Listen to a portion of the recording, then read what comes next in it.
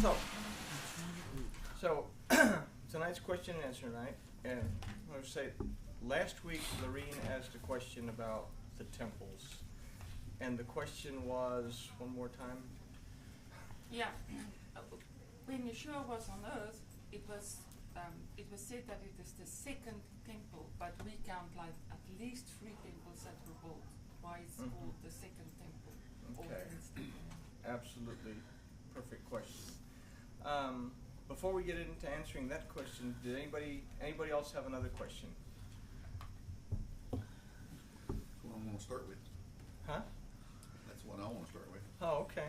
Well, let's consider the whole scheme of things. We could say, okay, Solomon built a temple, and through the Babylonian and Assyrian exiles, that temple was damaged, and they went and they rebuilt it, the same temple, and rededicated it. So we still have the same temple.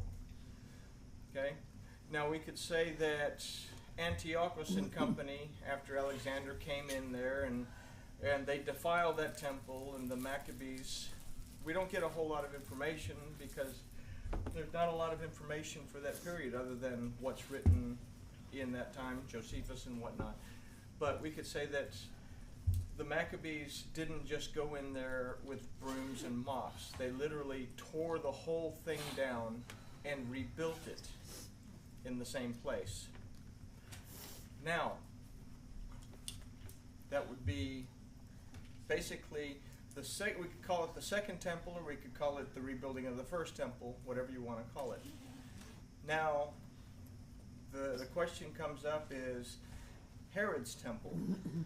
So Herod's temple is another story altogether, because that would give us 3 temples, because he didn't build it where the original was. He built it close to what was to become the Fortress Antonia, and that temple would have stood on the Dome of the Rock, but it was not the original temple. Now, we could just say that and say, okay, well, there's our story, and we could go and research the archaeology. But if we said actually a couple of months ago, that our Elohim uses time, uses events in time to teach us something, to show us something, to illustrate something, then we have to take it as something beyond simply the building of a temple, the destruction of a temple, the building of another temple. So all these squiggly lines, let's take a look at what these temples, I guess, represent for us in the big scope of things. Are the actual temples really that significant in our relationship with Elohim, or are they something that distracts us? So we start off in Bereshis, in the beginning. We got to start in the beginning. And Bereshis 1:2 tells us that the earth was formless and void, darkness was on the face of the deep. So we're down here, and then let there be light. So light starts us in an upward motion. Then there was creation, and then at the very peak is rest. We have Adam in the Garden of Eden. Eden means delight. Okay? Now, like everything else, things start to deteriorate. And one of the things that deteriorates is that Adam, both Ish and Isha, not just the guy named Adam, they transgress. And instead of making teshuvah, they sin. And they are put out of Eden. And we start going back down. We have Cain and Abel. Now, we could study Cain and Abel for months just on the names Cain and Abel, and we'd never really get the whole teaching of it. But Cain, if it's a representation of the carnal side, Abel's a representation of the spiritual side, then Cain kills Abel. Okay? So on the downward stretch,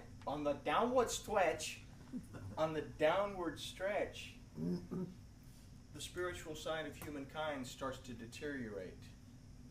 Now, they have Seth. Seth means to make provision.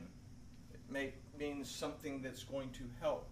So even though Seth is trying to fix things, we have a time period of violence that starts to take place. We have people that are paying more attention to their materialism than they are to Elohim.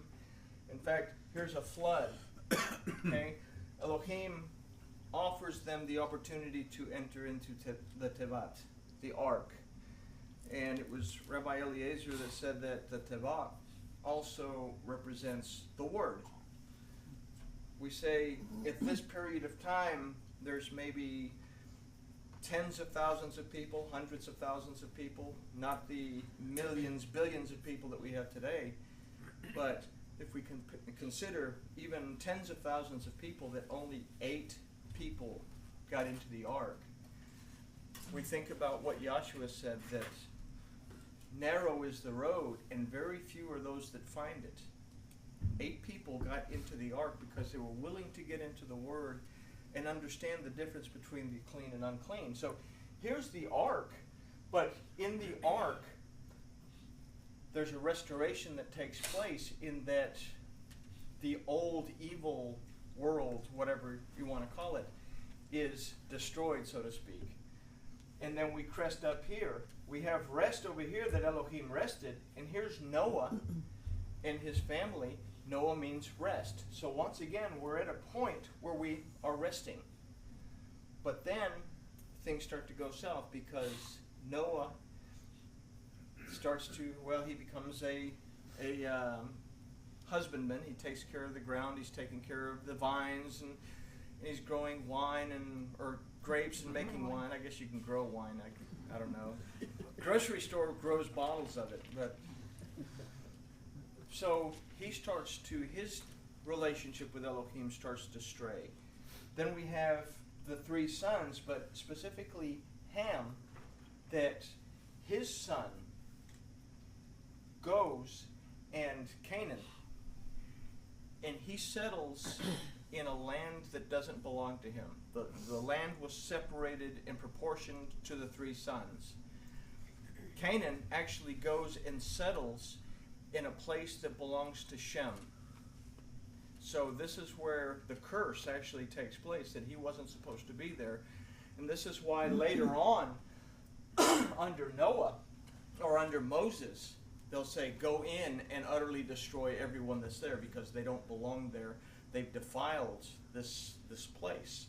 So we start to go down the Tower of Babel, that the commandment to humankind was be fruitful and multiply and fill the earth. But they're all hanging out right here at Babel. Okay, and these are the descendants of Ham. So they're scattered. We have Japheth going off into the European countries, and Ham going up into Egypt and this and that, and then Shem becoming the Hebrews that are the nomads. So we come down and we're back to a low peak. So Elohim tells Abram to leave Ur and to go back to Canaan. So he does, and he starts to go back, and he's prospering, and he's doing this, and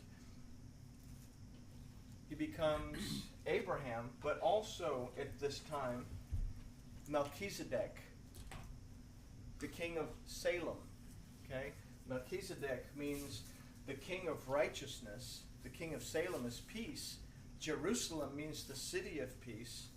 Okay, so we have an establishment of something here. It doesn't come right out and say that this was Jerusalem, but we say that this was the idea of returning back to Eden, returning to Jerusalem, and the priesthood of Melchizedek. Abraham was righteous because he obeyed. He did what Elohim told him to do. So we have Abraham. But Abraham's at the top. But as it goes, we have Isaac, and a decline begins. And then again, Jacob, which means supplanter. It means something that takes the place of something else. and we see a decline start to take place. Joseph goes into Egypt. Elohim is told, in a sense, he's told Jacob, he's told Abraham, and it was supposed to go to Isaac and to Jacob, stay in Canaan. I've given you this land. It's yours. It belongs to you. I'll prosper you. But as we go, now here we're in a famine because something has happened. So Joseph, they re-meet Joseph and they go into Egypt. And here they are in slavery. Here comes Moses and Aaron that start to take them, they take them out of slavery. Here the Torah is given. They become, they 40 years in the wilderness to go from being a slave nation to becoming the people of the book, the chosen people, so to speak, the people set apart to Elohim. Then we go to a point where Elohim is taking care of them. But we have in the book of Judges where they stray from Elohim. They get themselves, they sell themselves into slavery. They get themselves into a mess. Elohim appoints a judge to redeem them, to buy them back, deliver them from whatever mess they've gotten into, and restore them so that they can do it again. And they do it over and over and over. And we have 12 judges that we read about in the book of Judges. 12 is an important number. Hold up. Okay. So above Moses, what is We're there? about right here. Oh, okay. So Okay? We're at Judges, where we have the stories of Deborah and Samson and all those good guys, Gibeon, all these guys that do all kinds of wonderful things. So the people say, we want a king. They reject Elohim because they want something that they can see and someone to direct them. Thing is, we all know that all politicians are absolutely honest and they take care of our best interests before they take care of. And my grandmother's the Pope. Yeah. But they want a king, so they get Saul. And Saul starts off on the right foot, but he becomes obsessed with power. He becomes obsessed with the position. David kills Goliath. Okay? It's a beginning of showing us that the delight of Elohim, to be the delight of Elohim, to be back here in Eden. Eden means delight. So here we have delight again.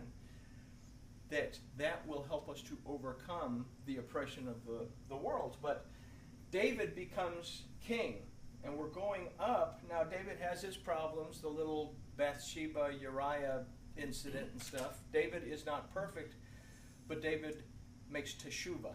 And he makes teshuvah, and he tries to keep that relationship with Elohim. David is told, you can't build the temple. So your son will build the temple. So we come to the pinnacle, Solomon. Solomon means peace. He builds the first temple. It's a magnificent place. Now, back down here to David, something that's important that's happened here is that he conquers Jerusalem. He conquers the Jebusites. He retakes it.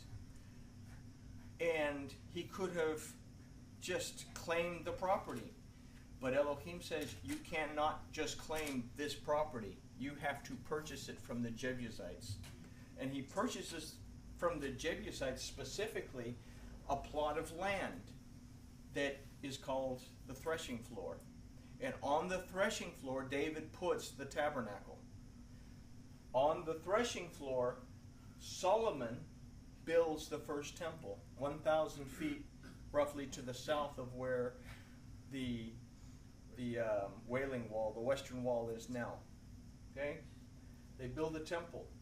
But Solomon, David has been told that, or Solomon is told that he won't lose the kingdom. But after him, because Solomon has started to fall away from Elohim, he started to get into all kinds of idolatry, all kinds of just a mess.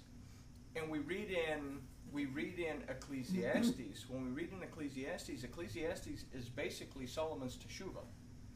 He's telling us all this stuff that I did didn't matter. It didn't do anything for me. The only thing that's good for humankind is to build a relationship with Elohim, is basically what Ecclesiastes tells us. But, okay, so he's built the temple. Solomon dies, and we go into a period of the kings. Good king, bad king, a ding. Let me turn my dinghy off. But we have good kings, we have bad kings. Good kings, bad kings, they're wishy-washy all over the place. What this lends us to is it leads us into captivity. Babylon comes, destroys, basically doesn't totally destroy the temple, but they destroy it enough to where it's going to need to be rebuilt. The prophets start to come into place. We have 12 prophets, minor prophets. We have 3 actual major prophets. Daniel, the book of Daniel, is actually counted in the writings in the Tanakh. So, but if we consider 12 prophets, if we consider that the numerical value or the 12th letter of the Aleph Beit is Lamed, what is it that the 12 prophets are coming to do? They're not coming here to be a crystal ball to tell us about all this end time stuff. Every prophet's name means something. And within that book of prophecy are instructions telling us how to rebuild our relationship with Elohim. We have to find the instructions within those books. We go back and we read them for what they are, then we will learn. I think we kind of got a hint of that in Yehezekiel a little bit. But this is how you get back to Elohim. But they remain in captivity. Finally, they come to the Persians. Xerxes, Cyrus says, hey, go on back and rebuild the walls of Jerusalem, rebuild your temple. Ezra goes back, Nehemiah goes back. Nehemiah is the governor, taking care of the walls. Ezra's taking care of making sure that the temple's rebuilt. The Levites find their way back. The Cohens find their way back. They start to rebuild it. They find the Torah. They haven't had the Torah in all this time. They find the Torah. And now... So when was the Torah? That Torah was lost during the Torah was lost captivity? Somewhere around here that the Torah was actually lost in the captivity. Okay. It was forbidden to be read. It was forbidden. Right. There was a lot of oppression. But now they can read it again. And Ezra gathers the people and they read it all day and all night. Yeah. Okay. And we talked about this on Yom Teruah because this actually happened on Yom Teruah, which is something that happened back here when Moses was given the Torah, that right here the shofar blew and they were told, hey, these are my commandments. And they said, okay, we'll do them. And then after all the lightning and everything, they said, oh, this is too scary. Moses, you'll have to listen for us. So they never quite listened. But we have Ezra. Okay, the temple is getting rebuilt. And now we have a renewal of the temple. Okay, Haggai dedicates the cornerstone of the temple.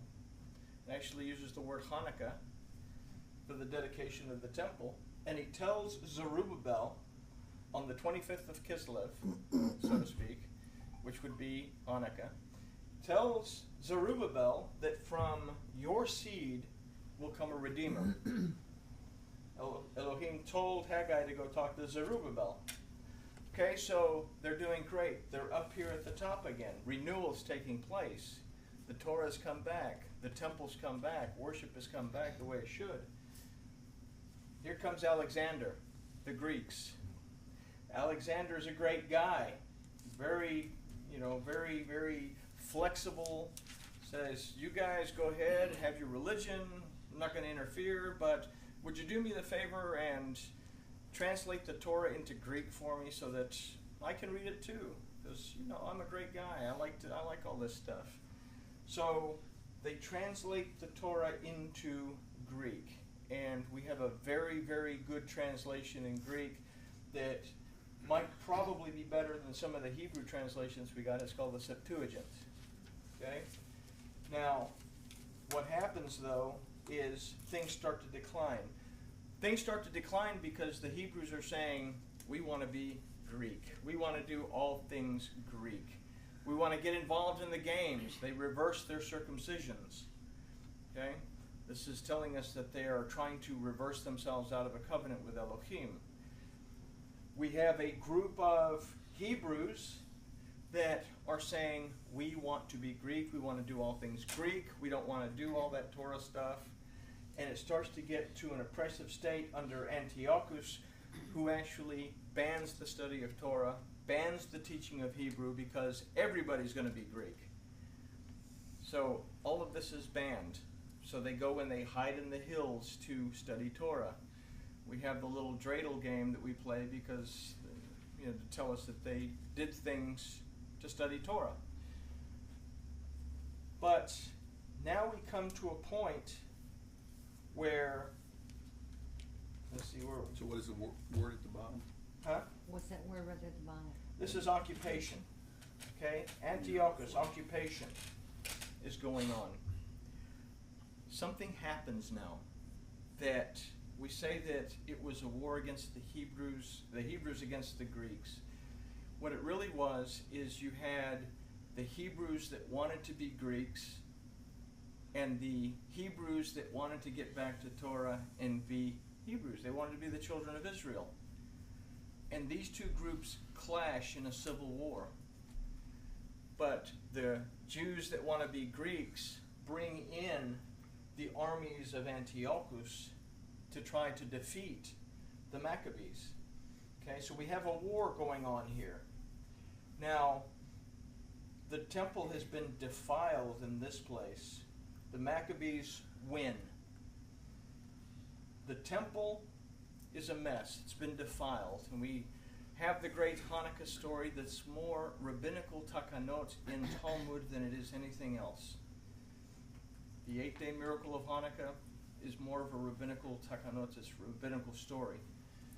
They didn't just rededicate the temple and go in there with a mop and a broom and some Ajax. They tore the whole temple down. And then they restored the temple completely back where it was on the threshing floor where Solomon's temple had stood, the second temple. Okay? This has all been the first temple. The Maccabees tore that temple down and rebuilt the temple. Now we're right here. Restoration again. We have restoration, renewal, peace, rest, at our peaks. But, like all things, like all good things, they have to come to an end. We have a period of time from 125 to about 44 BCE. About 44, between 44 and 29 BCE, we have Herod that's come into power. Now Herod wants the temple to be built at the top of this mount. So he clears this huge space and he has a giant wall built and retaining wall, and he builds this magnificent temple up there. And he goes to the Levites and the Cohens down here worshiping where they're supposed to be worshiping and says, okay, y'all leave this temple here. You got to come up here and worship. And they say, sorry, Elohim specified this spot. The king Solomon built it here. It's been restored here. This is where we're supposed to be. Herod says, okay. So he puts them all to death, including his own son, who was actually, or a son-in-law, who was actually also from the descendants of the Cohens. Puts them all to death, builds his temple, the death of the Levites, builds his temple, and then we go over here, that this, from all this, roughly 400 years, but we're still in 44 to 29. Herod died in 4 CE. So we go over here, the Romans come into play. We have Mark Antony and we have Octavius. And at first, Herod was all that for Mark Antony. At the last moment, he switched sides to Octavius because Octavius won. I may have this reversed, but one of the two won, but he switched sides at the last minute. Emperor struggle, bottom line. Okay, so he became the king of Judea under Roman control. We come here that now we have something that's going on. We come up here, and I went the wrong way, but we have Herod's temple. The other temple is basically, it's been left abandoned, but it's still in use. But the main, everything that's going on now, the center of everything, for the last 50 years has been at Herod's temple, not where it's supposed to be. Yahshua went to Herod's temple and taught at Herod's temple. We have to think about it from a perspective of how does that apply to us, and what do we see in our world happening today? That the worship, the service was not where it was supposed to be. Yahshua went where the service was not supposed to be in order to restore it. So what happened? He goes and he runs the money changers out of Herod's temple, saying, "You will not make my father's house a den of thieves." Why would he run them out of Herod's temple and calling Herod's temple his father's house? The main thing about the money changers had gone from simply exchanging money to get the little silver half shekel for the temple service. It had become a big business. It had overridden the service to Elohim. It was more important than the service to Elohim. What he's saying here is your carnal selves have overridden the spiritual self and the practice, that your money, your carnal situation, your livelihood is more important than your service to Elohim. It's a den of thieves. You are robbing Elohim of his service. We go back to Malachi, where he says, "Shall we rob Elohim?" Are we robbing Elohim by not paying tithes? Are we robbing Elohim by not giving our service to him, by not giving everything to him? Which takes us back to, we're in a condition here where we were back here when Cain slew Abel. So we've come full circle again. So Yahshua is put to death. Now, we have the Netzarim that start off. His close believers are called the branches that are teaching. We have the Shlachim that receive the Ruach, that go out and they teach, and they start to bring in all kinds of people, that believers, and it starts to grow.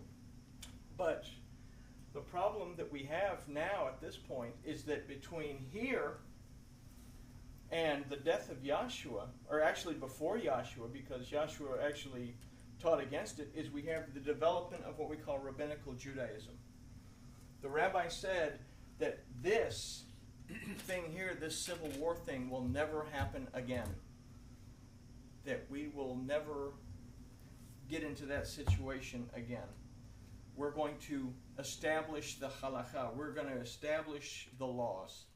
And they all of a sudden remembered they had this thing called the Talmud that wouldn't make itself until about 500. So all of a sudden they have all the oral traditions, and the rabbis say that we're the only ones that can dictate what the Torah says. Not even Elohim can dictate what the Torah says. So we're still in Herod's temple. Rabbinical Judaism starts to take effect, but something else starts to happen. Just as the Roman Greek influence infected Torah-observant Judaism, it's also affecting and infecting the Netzarim faith. I use the Netzarim faith because they were called the followers of the Nazarene. The Nazarene, not the guy from Nazareth, but he was the branch that was spoken of in the prophets. So we have something that called Christianity that starts to develop. And it develops into something called the Roman Catholic Church. And now we have a separation once again from Elohim. Not only in Judaism. In fact, back here it wasn't called Judaism. Back here you were a child of Israel. They're no longer children of Israel. Now they're Jews. They've keep Judaism. And we have a problem in Christianity now that is starting to separate. They're serving at Herod's temple. They're not even serving where Elohim told them to serve.